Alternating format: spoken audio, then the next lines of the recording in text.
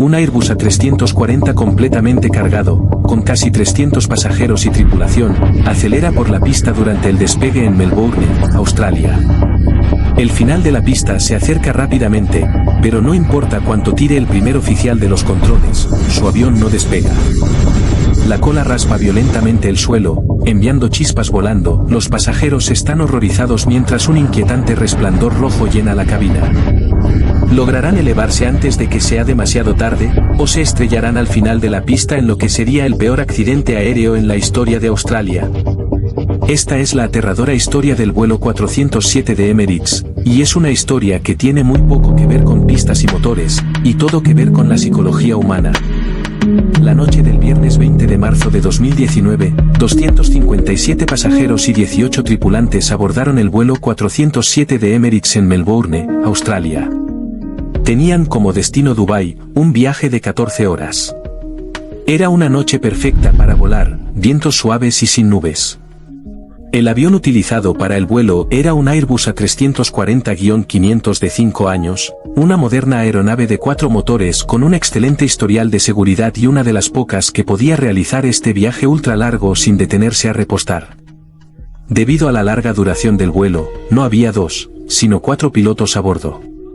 2 de ellos realizarían el despegue y el aterrizaje, mientras que los otros 2, la llamada tripulación de refuerzo, asumirían el control durante la fase de crucero del vuelo para permitir que la tripulación principal descansara. Según los procedimientos de Emirates Airlines, la tripulación de refuerzo debía estar en la cabina de pilotaje no solo para la tripulación, sino también para las preparaciones previas al vuelo y durante el despegue y aterrizaje. Emirates, como muchas aerolíneas, consideraba que un par de ojos y oídos adicionales podrían ser útiles en estos vuelos largos para proporcionar un margen de seguridad adicional.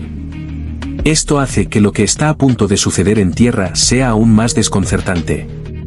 Mientras los pasajeros iban abordando y se cargaba el último equipaje, los pilotos estaban ocupados realizando los importantes procedimientos previos a la salida. Esta era una tripulación experimentada, el capitán y el primer oficial tenían más de 8,000 horas de experiencia de vuelo entre ellos. Tenían miles de horas en el A340 y muchas más en su primo más pequeño, el A330. Pero en esta noche, en lugar de ser su fortaleza, su experiencia con una aeronave ligeramente diferente marcaría una diferencia crucial. Durante estos preparativos, la aeronave estaba llena de actividad. Había 5 personas en la cabina, los 2 pilotos, 2 ingenieros de tierra y el capitán de refuerzo. De hecho, la cabina estaba tan llena que el primer oficial de refuerzo tuvo que quedarse afuera en la cocina delantera y esperar a que los ingenieros de tierra se fueran. Mientras los pilotos e ingenieros de tierra conversaban, el primer oficial y el capitán revisaban su documentación. Y aquí fue donde el primer oficial cometió un simple pero grave error. Todo comenzó cuando ingresó el peso total de la aeronave, su peso bruto, en la tableta electrónica de vuelo, NEFB, por sus siglas en inglés. Esto es básicamente un iPad que está diseñado especialmente para calcular la configuración en la que debe estar el avión para el despegue. Utilizando las cifras proporcionadas por el primer oficial, el EFB calculó la configuración de flaps que se necesitaría para el despegue, la configuración de potencia necesaria en los motores y la velocidad a la que el avión podría despegar. Cuando escribió el peso de la aeronave, su dedo se deslizó. En lugar de ingresar 362.00 toneladas, el avión era más ligero de lo que realmente era. Esto significaba que la computadora subestimó completamente la cantidad de potencia que los motores necesitarían para llevar el avión al aire. También subestimó la configuración de flaps necesaria para producir la sustentación requerida para el despegue y la velocidad necesaria para despegar. Sin embargo, a pesar de lo trascendental de este error, había un alto nivel de redundancia tanto en los sistemas de la aeronave como en los procedimientos. Los 4 pilotos a bordo tendrían varias oportunidades para notar este error antes de alinearse en la pista. Hablando de redundancia, si eres como yo, probablemente sientas que la mayoría de los navegadores de Internet están un poco desactualizados en este momento. Parece que Internet en sí se ha vuelto mucho más activo y animado en los últimos años, pero navegadores como Chrome y Safari siguen siendo bastante torpes de usar. Por eso uso Opera 1. Es básicamente el Airbus A350 de los navegadores web. Me encanta la interfaz moderna y elegante, con todas las aplicaciones que uso al alcance en esta barra lateral, así que son fáciles de encontrar, sin importar cuántas pestañas tenga abiertas. Digamos que estoy haciendo una investigación para uno de estos vídeos y quiero publicar algo interesante que encuentre en Instagram o Twitter, X, solo tengo que hacer clic en esos iconos en la barra lateral y publicarlo. De la misma manera, puedo abrir WhatsApp o Facebook Messenger para responder un mensaje al instante. Todo es realmente rápido y fluido. También es genial tener un VPN y un bloqueador de anuncios integrados, que puedo activar con un solo clic. Soy una de esas personas que tiene demasiadas pestañas abiertas en cualquier momento, así que para mí, la función de islas de pestañas es especialmente útil. Solo puedo agrupar pestañas similares y expandirlas o reducirlas según sea necesario, esto realmente ayuda a organizar mi trabajo y ahorra mucho espacio. También me gusta que el área de IA de Opera esté integrada en el propio navegador, así que cada vez que tienes una pregunta que tomaría demasiado tiempo buscar en Google, solo puedes abrir ARA y preguntarle. Prueba Opera 1 usando mi enlace en la descripción del vídeo para que puedas ver de qué hablo por ti mismo, pero por ahora, volvamos al vídeo. El capitán tomó el EFB y comenzó a revisar las cifras ingresadas por el primer oficial. Mientras tanto, el primer oficial comenzó a escribir estas cifras en su copia del plan de vuelo. Pero mientras los pilotos hacían esto, el capitán se distrajo por un comentario hecho por una de las otras personas en la cabina de vuelo. Después de responder, nunca completó completamente sus verificaciones. Si lo hubiera hecho, habría descubierto que el primer oficial había ingresado la cifra incorrecta para el peso de la aeronave, por lo tanto, que todas las cifras que el EFB había generado para el rendimiento del avión en el despegue eran incorrectas. Ahora, el capitán ingresó estas cifras falsas en el ordenador de gestión de vuelo, el cerebro de la aeronave. Es importante señalar que en este punto ambos pilotos debían verificar verbalmente entre ellos que el peso de despegue ingresado en el EFB y la cifra escrita en el plan de vuelo por el primer oficial coincidían. Esta verificación crucial revelaría claramente que el primer oficial había ingresado la cifra incorrecta en el EFB, una que era 100 toneladas más ligera que la cifra en el ordenador de gestión de vuelo. Pero esta confirmación verbal nunca tuvo lugar. Ahora había una verificación menos entre los pilotos y el desastre. Mientras los 257 pasajeros se acomodaban, no tenían idea de que en la cabina de pilotaje, un pequeño error se deslizaba entre las grietas con una inquietante facilidad. A medida que se acercaban al final de sus verificaciones, los pilotos tuvieron una última oportunidad para detectar su error. El primer oficial leyó las cifras de su copia del plan de vuelo y el capitán comprobó que estas cifras coincidían con las del ordenador de gestión de vuelo. Esta es una fotocopia del plan de vuelo del primer oficial.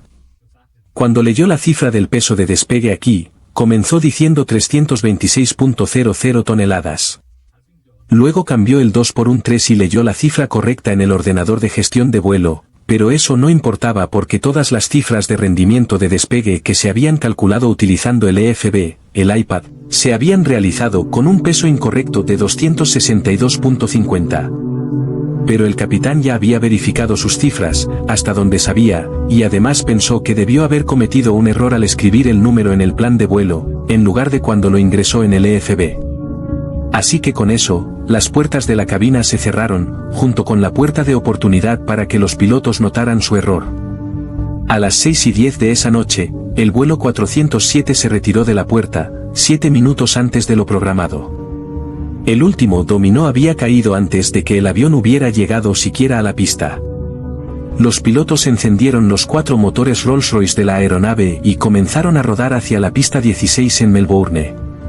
Su ruta los llevaría inicialmente hacia el sur y luego hacia el oeste hacia Dubái. Era el turno del primer oficial, así que él llevó la aeronave por el suelo mientras el capitán pasaba por las listas de verificación previas al despegue. A medida que rodaban, los pilotos ajustaron los flaps a la primera configuración, en lugar de a la segunda o tercera, donde habrían estado si se hubiera ingresado el peso correcto de la aeronave en el EFB.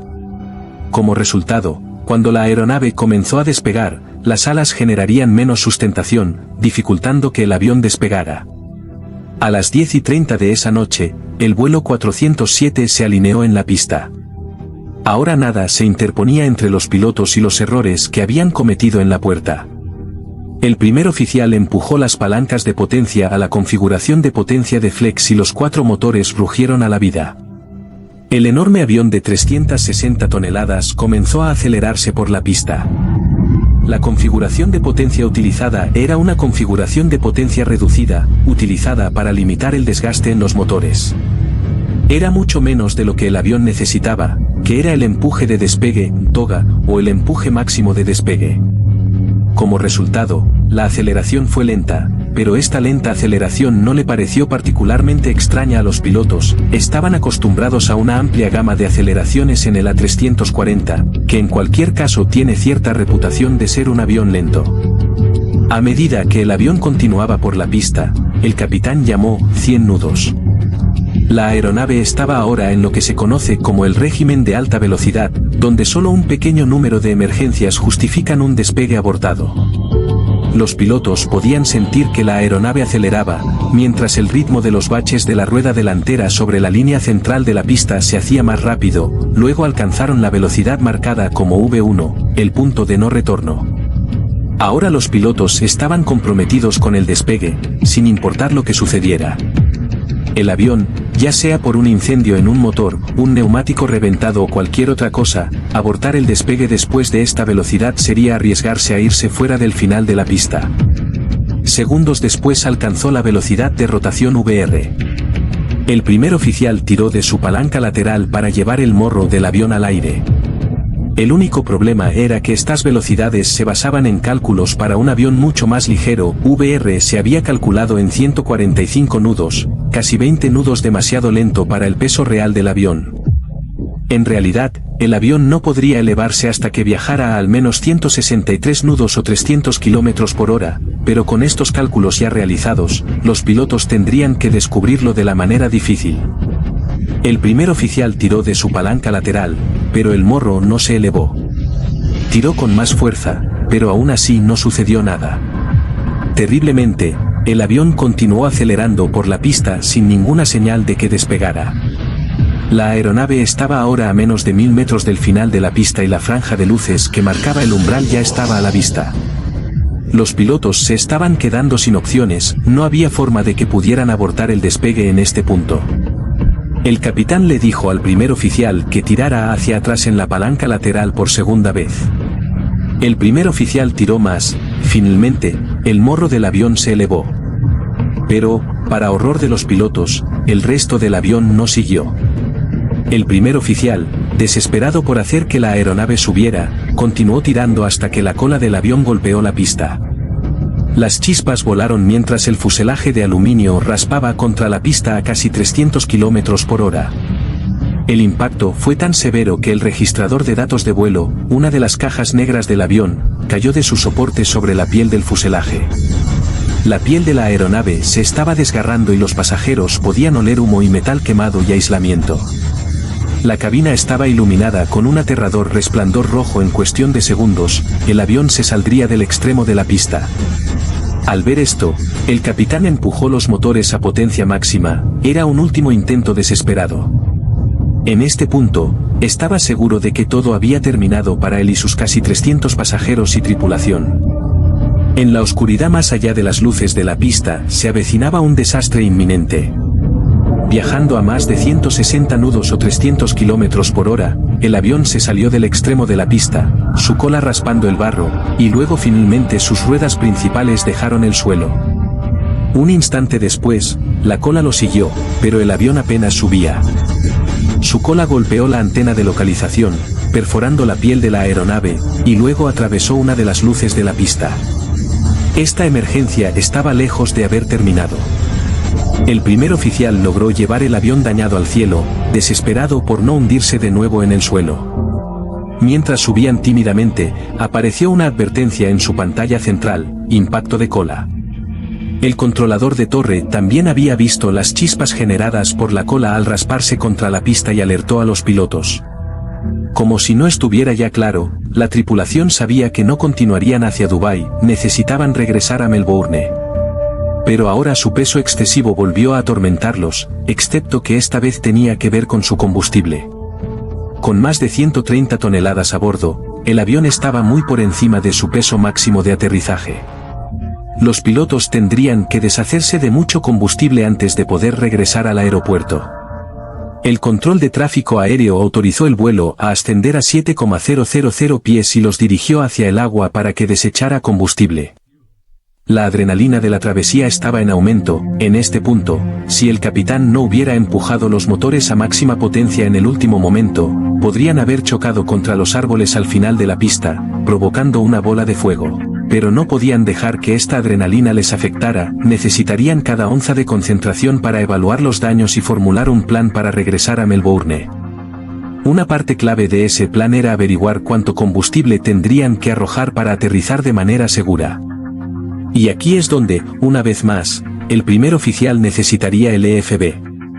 Mientras el avión se dirigía hacia el sur, hacia el océano, el primer oficial sacó el EFB de su compartimento de almacenamiento, pero cuando lo recuperó y revisó la pantalla, se quedó atónito. En su cara estaba la página de despegue que había usado anteriormente y la cifra en el recuadro de peso de despegue era 100 toneladas menos que el peso real del avión.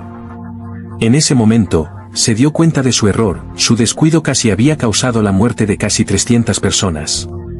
Pero el primer oficial apenas tuvo tiempo para procesar esto cuando detrás de él, el primer oficial auxiliar señaló algo preocupante: el avión no estaba presurizando. Los pilotos intercambiaron miradas mientras la terrible verdad se hundía. Cuando la cola raspó contra la pista, lo hizo con tal fuerza que la piel del avión se había desgastado, creando múltiples agujeros. El avión ya no era un recipiente sellado, pero no había más tiempo para pensar en lo que había salido mal en el despegue. Los pilotos tenían que continuar con la tarea en cuestión. El capitán declaró un pan-pan al control de tráfico aéreo. Pan-pan es la señal internacional de urgencia por radio, un paso por debajo de declarar MAD. El vuelo 407 ahora tendría prioridad sobre otras aeronaves. Mientras tanto, el control de tráfico aéreo despachó vehículos a la pista para inspeccionar los daños. En unos momentos, quedarían impactados por lo que descubrieron. Mientras esto sucedía, los 4 pilotos comenzaron a discutir cuánto combustible deberían arrojar antes de aterrizar, y aquí tenían un importante equilibrio que lograr. Por un lado, querían aterrizar por debajo de su peso máximo de aterrizaje de 243 toneladas. Cualquier peso mayor que eso y arriesgaban dañar el avión al aterrizar, una proposición que se hacía aún más arriesgada por el hecho de que no sabían cuán gravemente dañado estaba ya la cola. Sin embargo, al mismo tiempo, llegar a este peso requeriría arrojar casi todo su combustible. Y sí, por alguna razón, durante su aproximación necesitaban dar una vuelta y hacer un segundo o incluso un tercer intento de aterrizaje. Si esto sucedía, necesitarían mucho combustible, pero hacerlo requeriría que estuvieran sobrepeso para su primer intento de aterrizaje. Era una elección difícil de hacer, tratando de lograr un equilibrio entre no aterrizar demasiado pesado y aún tener suficiente combustible para hacer múltiples intentos. Al final, los pilotos decidieron que arrojarían 80 toneladas de combustible. Esto reduciría su peso a 280 toneladas, todavía por encima de su peso máximo de aterrizaje de 243 toneladas, pero con suficiente margen si necesitaban hacer algunos intentos de aterrizaje. Esta vez, los pilotos no iban a correr ningún riesgo al calcular su peso. Entre ellos hicieron 3 cálculos independientes para el rendimiento de aterrizaje, 2 de ellos utilizando el EFB y 1 de ellos utilizando el manual de referencia rápida de la aeronave. Pero, ¿por qué no se había prestado el mismo nivel de atención a estos cálculos vitales en tierra? Los pilotos nunca se habrían encontrado en esta posición si no hubiera sido por el hecho de que un simple error se había deslizado a través de todas las salvaguardias mientras el avión estaba en la puerta. Parte del problema era que, mientras estaba estacionado en la puerta, la regla de la cabina estéril no se aplicaba. En una cabina estéril no puede haber conversaciones sobre nada que no sea el vuelo en cuestión. Esta regla se aplica durante las etapas de alta carga de trabajo del vuelo, como durante la maniobra en tierra y en cualquier momento por debajo de 10,000 pies. Pero como no se aplica cuando los aviones están estacionados en la puerta, hubo mucha conversación no pertinente en la cabina durante ese momento. Esto creó un entorno donde la distracción era inevitable. Pero, ¿qué pasa con los pilotos auxiliares? ¿No se suponía que debían participar también en los preparativos previos al vuelo? ¿Cómo es que no habían notado que algo estaba mal? Resultó que, aunque el capitán auxiliar normalmente revisaría los cálculos de rendimiento de despegue utilizando un segundo EFB en la cabina, no pudo recuperarlo de su compartimento esa noche debido a que había 2 ingenieros de tierra en la cabina también. El primer oficial auxiliar, por su parte, ni siquiera estaba presente durante la mayor parte de estos preparativos, estaba en la cocina de proa esperando a que los ingenieros de tierra salieran de la cabina. Simplemente había demasiado sucediendo en la cabina en ese momento para que los pilotos siguieran los procedimientos a su máxima extensión. Otro problema para todos los pilotos era que ninguna de las cifras generadas por el EFB parecía particularmente errónea, y eso se debe a que todos estos pilotos también volaron o habían volado el Airbus A330, la versión de 2 motores más pequeña de la 340, donde tales pesos y cifras de rendimiento de despegue eran bastante típicos. El tipo de errores de cálculo que experimentaron los pilotos, por lo tanto, no eran como los que se ven en campos como la medicina, donde uno puede estar equivocado por un factor de 10 o incluso 100 cuando se trata de dosis. Este rango más pequeño de posibles valores significaba que los errores de los pilotos eran más difíciles de detectar, por esa razón, eran aún más insidiosos. Pero ahora, a 7,000 pies sobre el océano, con una cola dañada y un avión que no presurizaba, tales reflexiones eran de poca importancia. Los pilotos tenían un avión lleno de 257 pasajeros que necesitaban ser devueltos de manera segura al aeropuerto.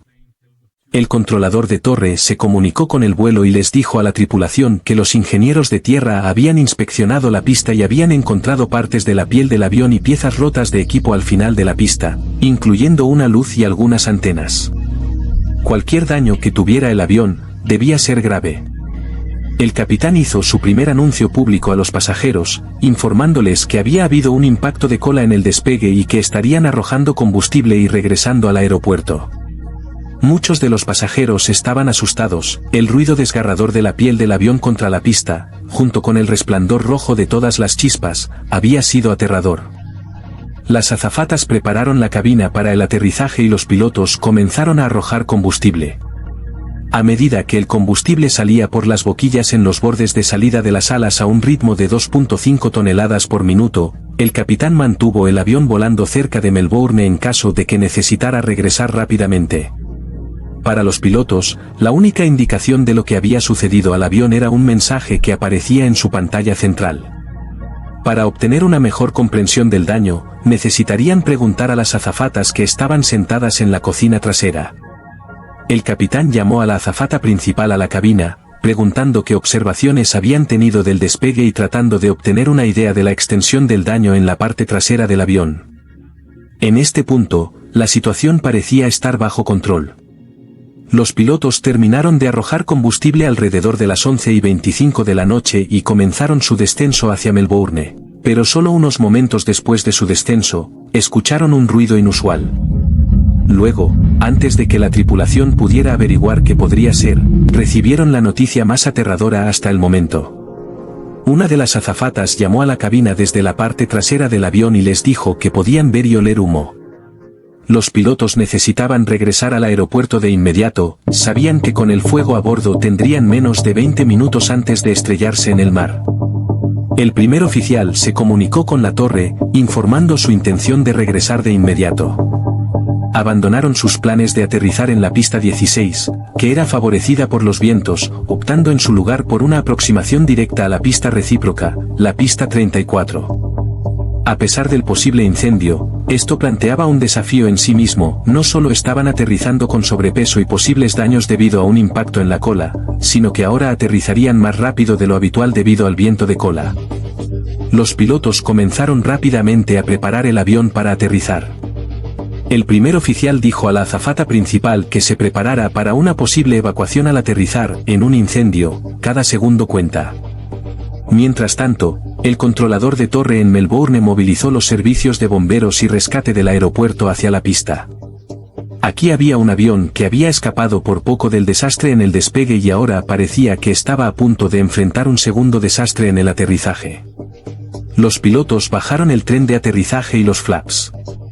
Fue una aproximación tensa mientras el capitán volaba el avión hacia la pista 34. Cuando aterrizara, necesitaría frenar con fuerza para detener el avión con sobrepeso en la pista.